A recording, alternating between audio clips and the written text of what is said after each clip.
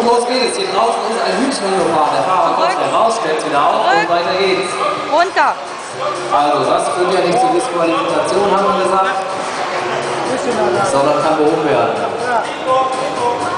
An der Stufe 2 werden hier die Einweisungen Lautstück. Runter. Tiefer, weiter, Runter, höher, runter. schneller.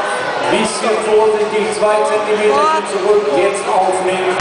Und hier geht es auf der zweiten Station weiter. Die erste Palette wird gerade auf dem Zug abgesetzt. Jetzt vorsichtig rausfahren, bloß nicht wieder umschmeißen. Hier geht es um Geschicklichkeit und nicht um Geschwindigkeit. Hier zählt es, Nerven zu bewahren und auf den Millimeter zu fahren.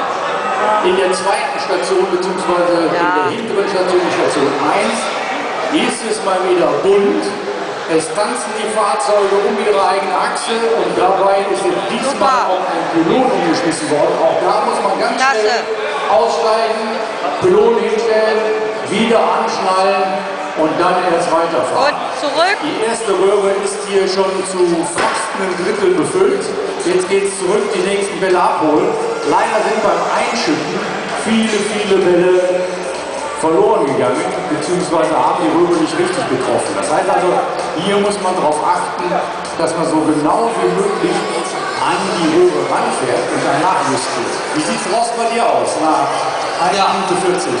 Hier sieht es gut aus. Hier fahren die Fahrer gerade mit 2 Paletten auf der Waage und müssen jetzt die Paletten abstellen und dann wiederum einmal eine Palette wieder verteilen auf die andere Station und dann dieses Spiel zu beenden. Ja. Ich habe gerade hier auf meinen Füßen so einen blauen Fleck herfahren sehen und das ist der blinde Bluespot, der hinten an den Fahrzeugen dran ist und nach hinten einen blauen Punkt auf dem Boden skizziert und das hat den Hintergrund einfach, damit man sieht, wenn ein Stapler ankommt, frühzeitig und gewarnt wird als Fußgänger. Und abstellen. Und hat mich auch gewarnt, einen Schritt zur Seite zu machen und nicht sagen,